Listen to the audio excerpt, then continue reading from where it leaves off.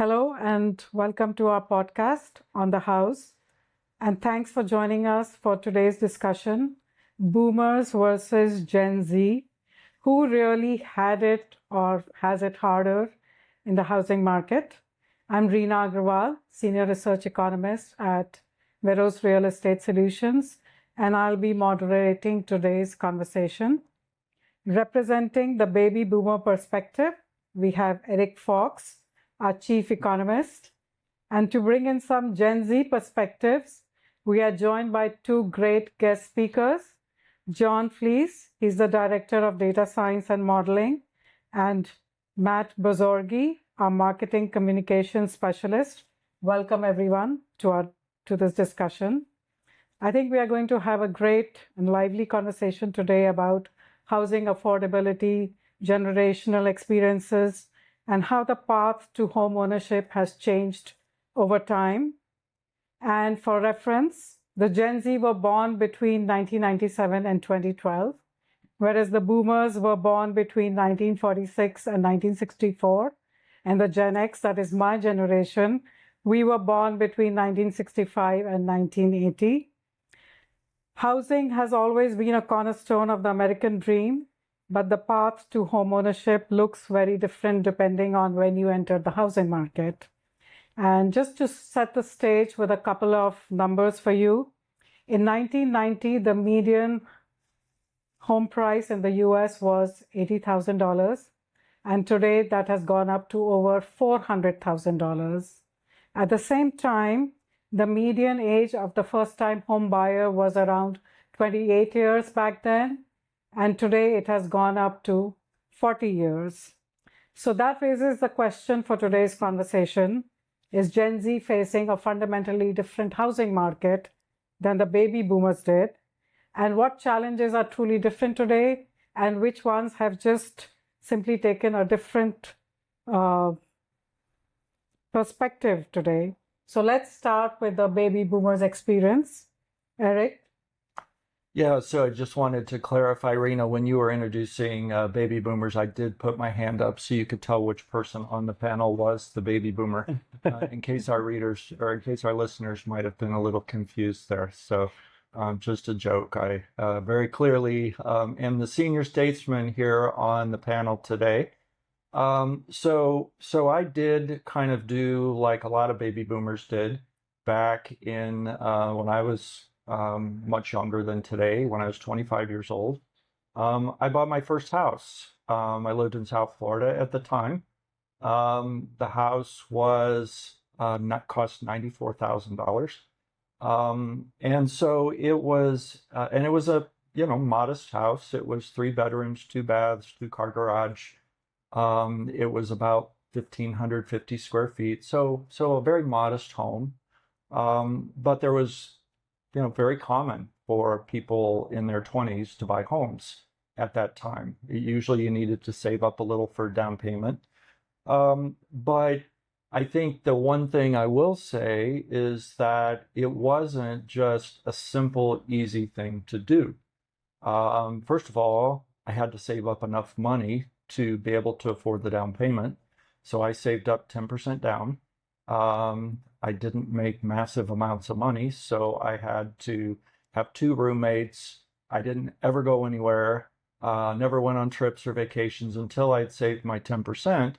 And then I finally was able to close on a home, moved into the house, and I realized that one of my 2 monthly paychecks paid the mortgage, and one of my other monthly paychecks I got to spend and do stuff like buy groceries and pay for the electric bill. So there was really very little money to go around. And so that was kind of a big challenge. The other thing that was very difficult at the time is my interest rate was 10.25%. Unlike today, which is 6%. Wow, that would have been great. Or people that got a rate 3 or 4 years ago of 3% or 4%. I didn't have anything like that. So I was paying 10.25%. So it was significantly harder in terms of my mortgage in order to afford a house back then, even though houses were much less expensive back then. One other thing I did kind of want to say is I know that homes today, when you look at income and you look at house prices, back when I purchased a house prices were probably on average about 3 times an annual income. And now they're probably 4 or 5 times an annual income. Well, when you look back at that, if I equate to my 3 times annual income for the price of my house, if I would have had a 6% interest rate instead of a 10% interest rate, that would have been equivalent of about 4 times. I could have afforded a house that was 4 times my income instead of 3. So things were a little different then, but one thing I guess I will say is that they were equally challenging, or maybe not equally challenging, but they were challenging just like they are for Gen Z buyers today. Okay, then let's shift to the Gen Z perspective. John and Matt, if you were buying a home today, what would the numbers look like compared to what Eric is saying? Yeah, absolutely. I can go ahead and weigh in on that one. Sure. There's no doubt that home affordability has changed drastically over the years. Like Eric mentioned, the amount of income that it would take to purchase a home, if you look at the median income compared to the median home price, back when he was purchasing the home was about 3 times. Now, like you said, it's 4 to 5. Some places report it as high as 7. It really depends where you look online to find those numbers. The one thing on that affordability point is, with a high interest rate, you always have the opportunity to refinance. Whereas with a home price that is elevated, naturally you can't refinance that, at its at that high of a level. I would say the barrier to entry definitely has gotten higher.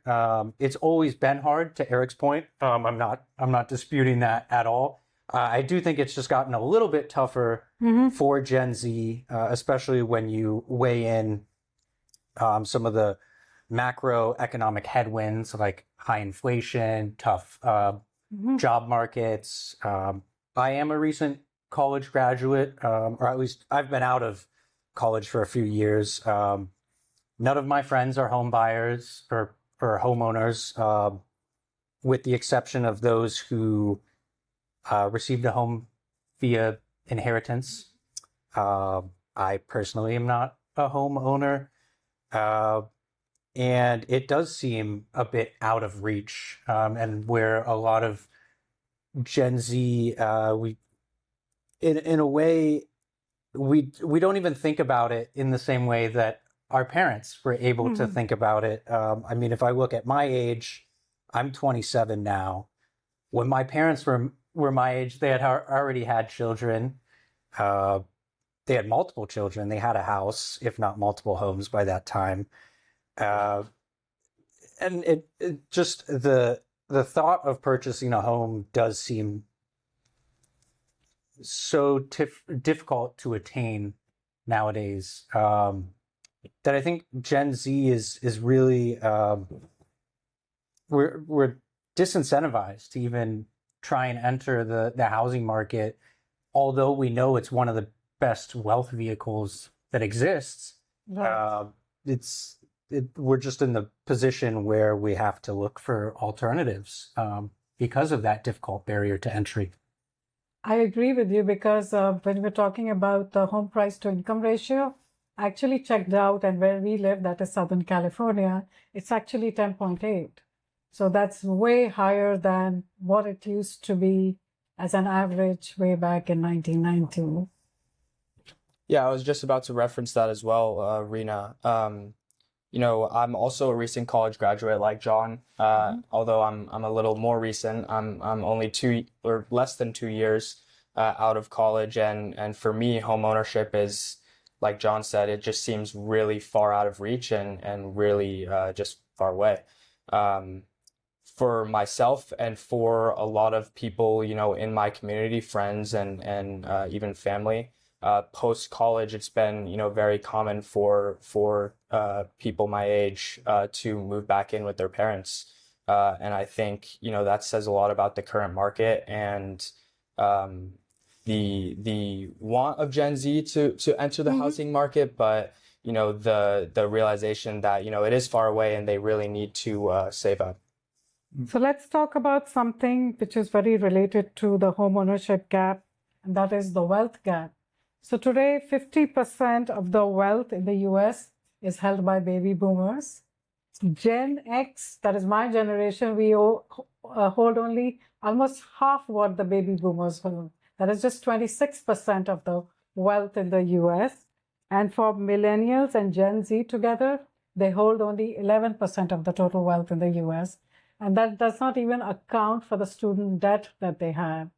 So I guess their asset accumulation or the wealth they hold is much less. So that also accounts for the home ownership dream that is not really easily accessible. So Eric, I'm going to start with you. Do you feel your generation benefited from strong asset appreciation, especially through housing? I think yes, but I don't know that it's any different than subsequent generations. It's just that the baby boomer generation has had the years, the decades by which the compounding can occur and the wealth effect can be achieved. If you look at a generation that has only been able to be in the housing market for 10 years or 15 years, then by definition, they haven't yet had that opportunity to achieve that wealth because they're likely still paying on their mortgage and they're still waiting for the years and years of appreciation on those house prices to occur. Now, as I was also thinking about this, one of the things that came to mind was as long as you have that mortgage payment, no matter what stage of life you're in, that is a big expense. And the wealth accumulation piece, I think, for many people occurs once that mortgage payment goes away, which, depending on the type of mortgage you have, would occur 15 or 30 years after you originated that mortgage. So suddenly, let's say you get a 30-year mortgage, and after you've been paying on it for 30 years, that payment, that monthly payment, it's no longer a payment. You get to stay in your house now for free, essentially. You still have maintenance expenses, you still have taxes, but in terms of the rent, that's gone.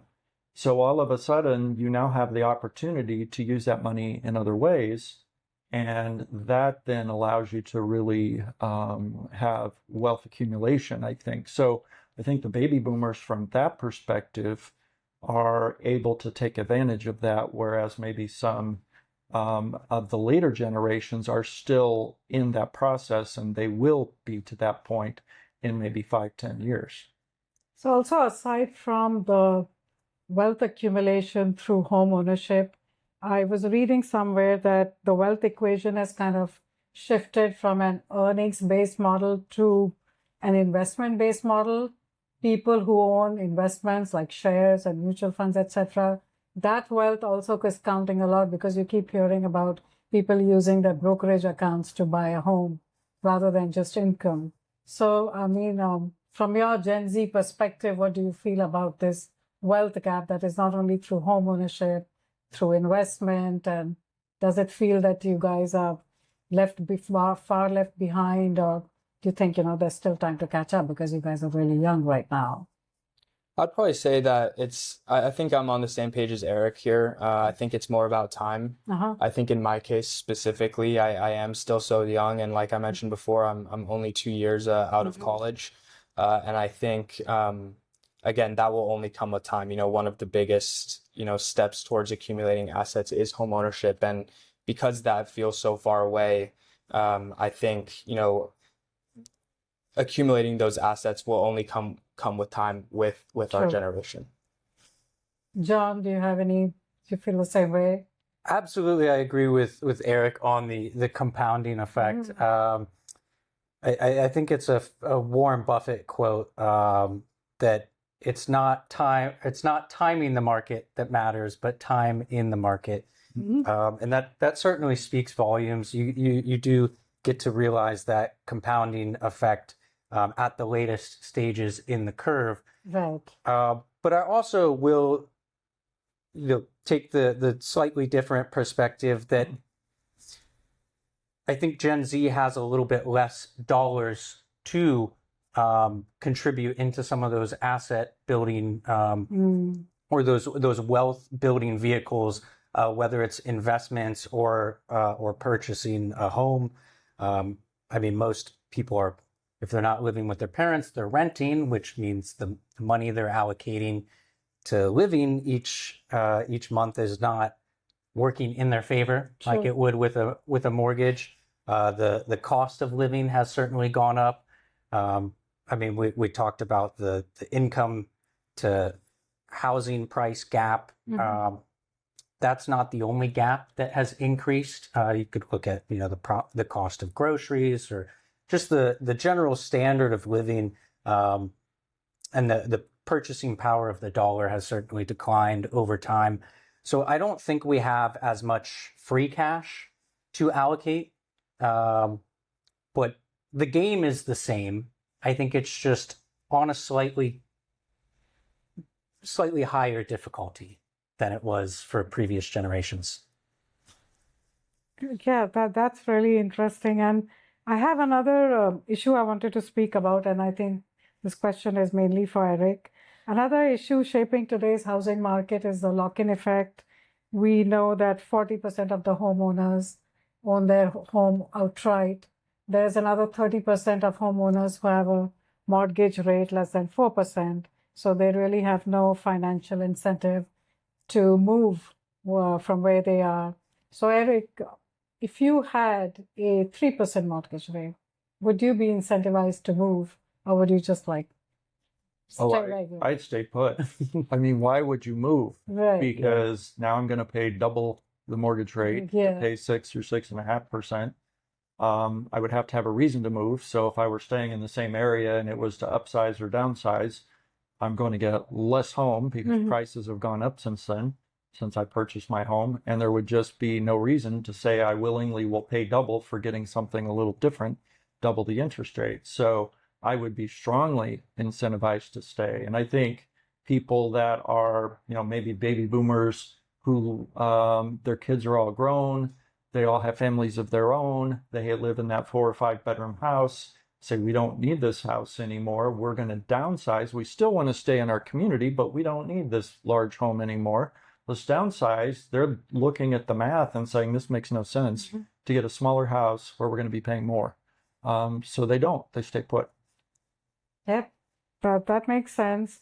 So basically what's happening today is that housing is in short supply, not only because we are building fewer homes than we need to, but also because there are so many folks who are just staying put. They're not moving because either they own their homes outright or they just have this beautiful mortgage rate that they're not able, that they don't want to switch. So that is another obstacle I feel that the Gen Z is facing, this shortage of starter homes. Do you feel that, that is another problem, that homes, the starter homes, smaller homes, more affordable homes are in short supply?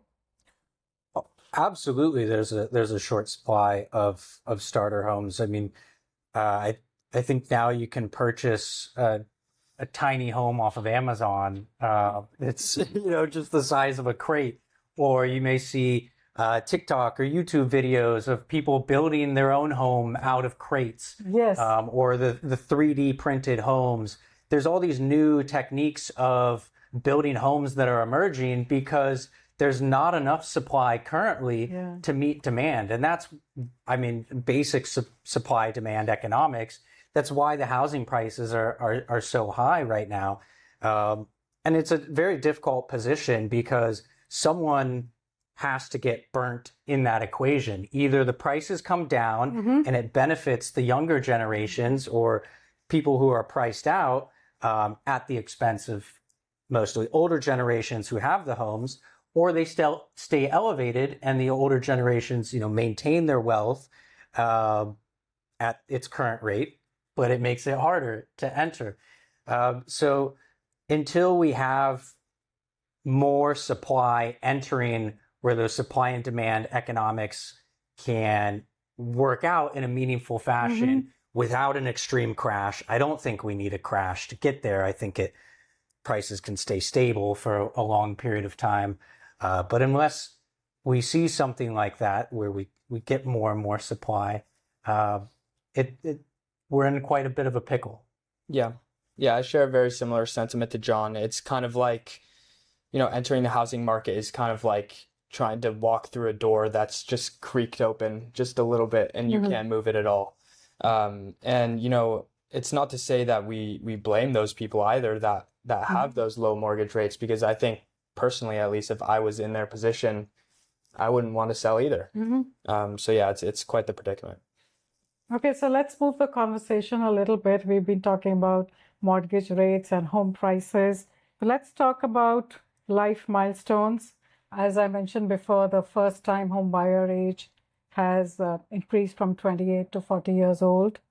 And in 1980, the median age of first marriage was about 22 for women and 24 for men.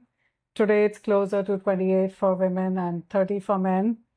So, and at the same time, college enrollment has increased dramatically.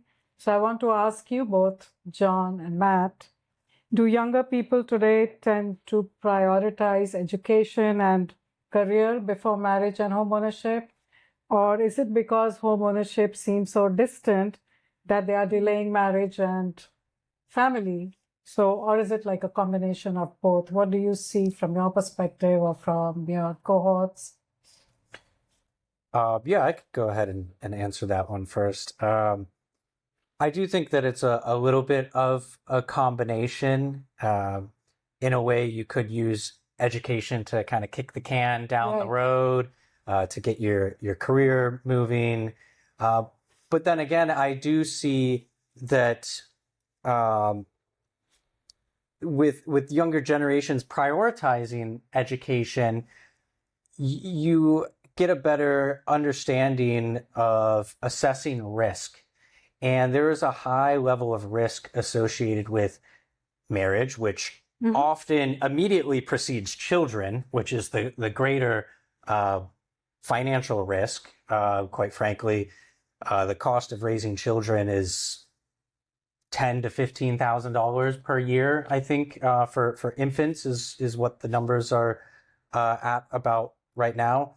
And to layer that on top of an increasingly difficult housing market, it makes it tough to want to get married. I mean, I'm in a position, I'm 27 years old. I have a girlfriend. We've been dating for almost 5 years now. We're certainly discussing marriage, but the kids conversation, naturally is right after. And we'd love to have a home before having children, and we're trying to prioritize that.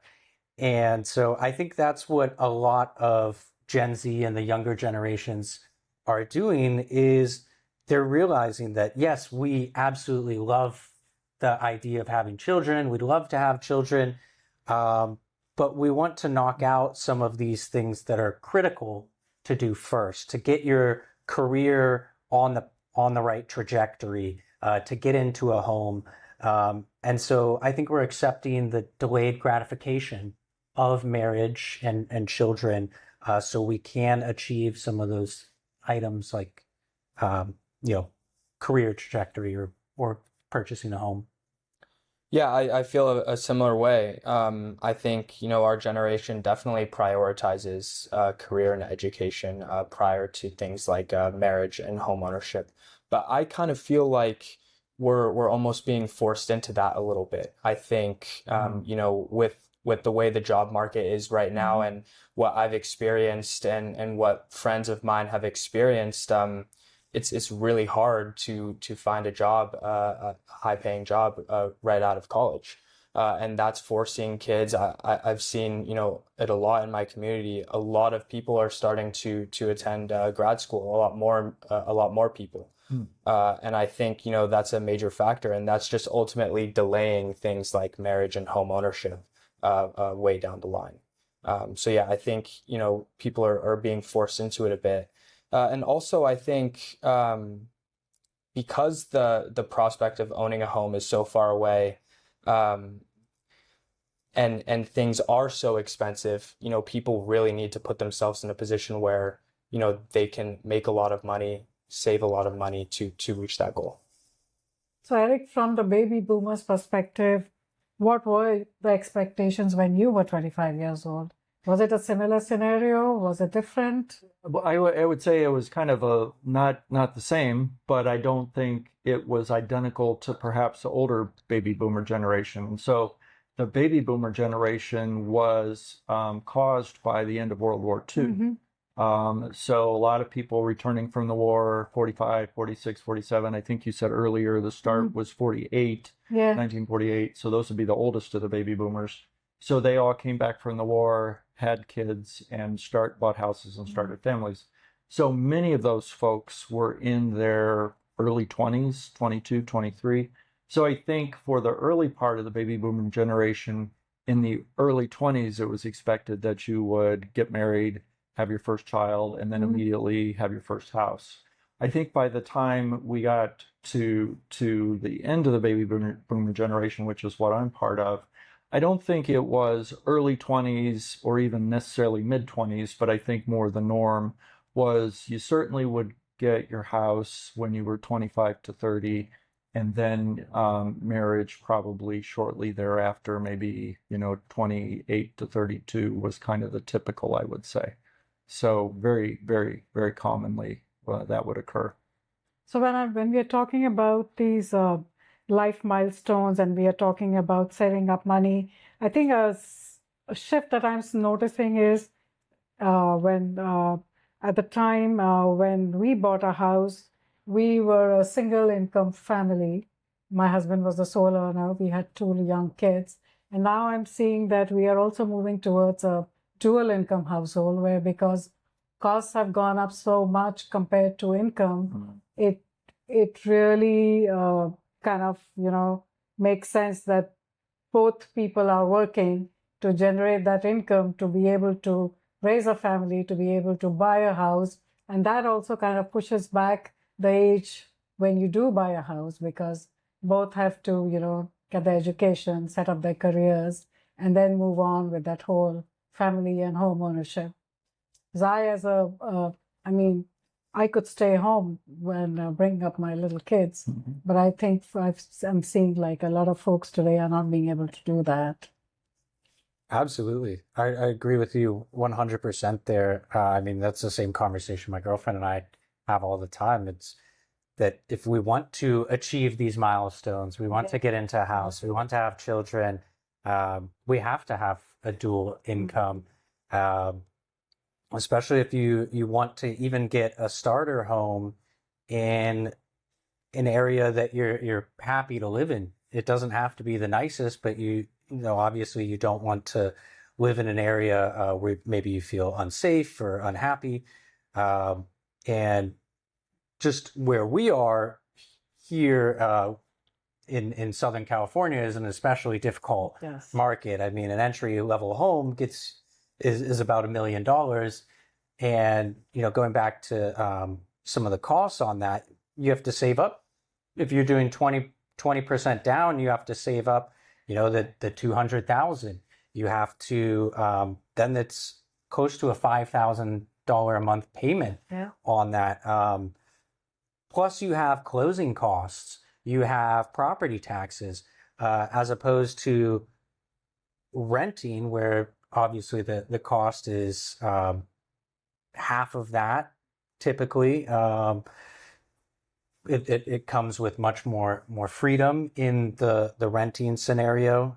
Obviously, if you're buying a home, you're a bit locked in to that.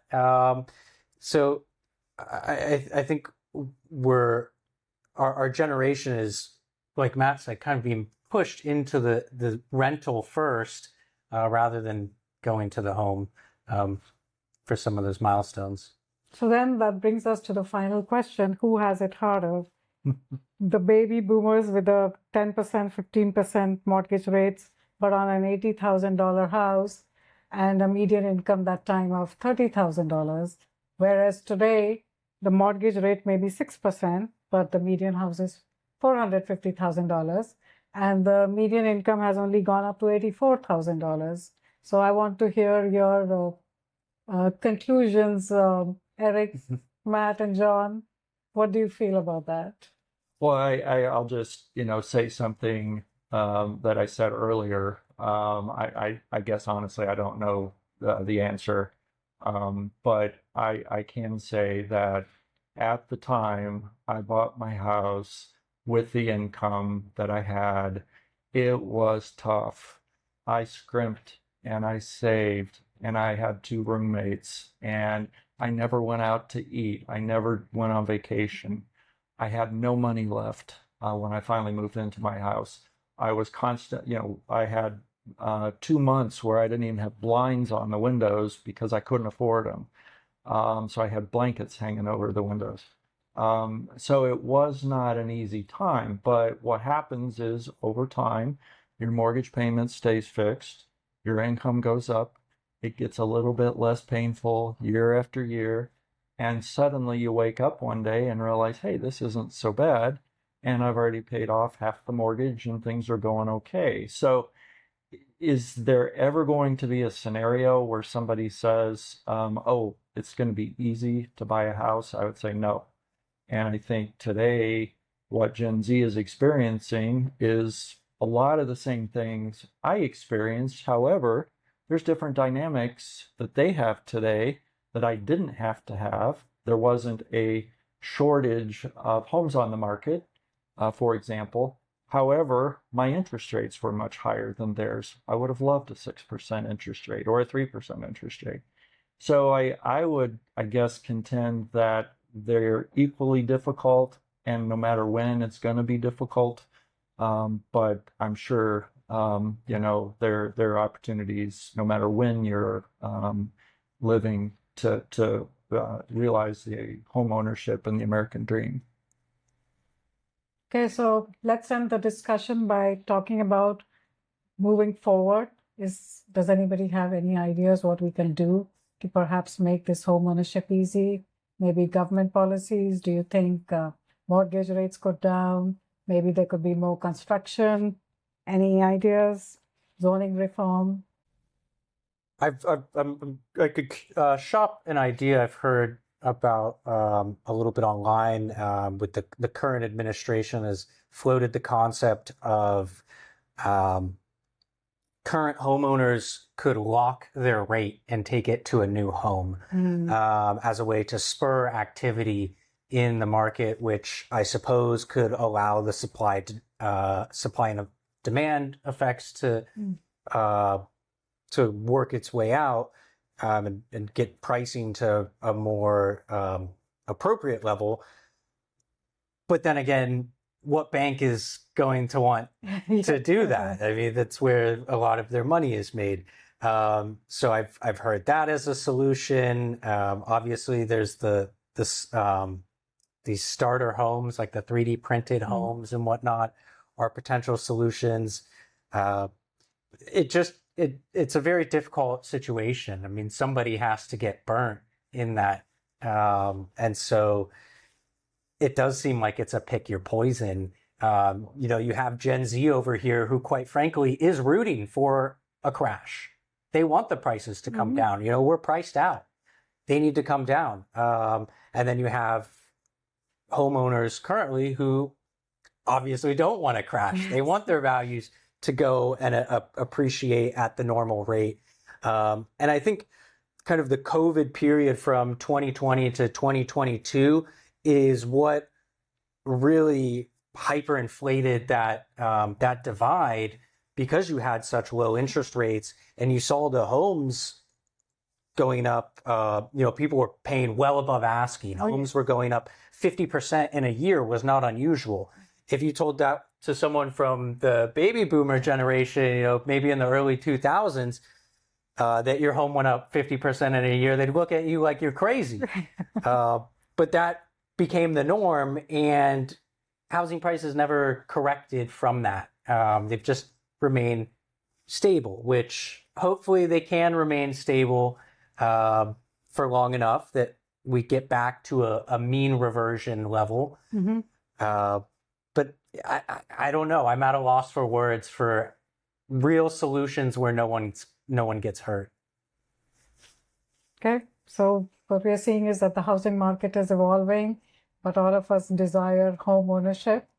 Thank you all for this very interesting and insightful conversation. And we'll see you all next time. Thank you. Thanks.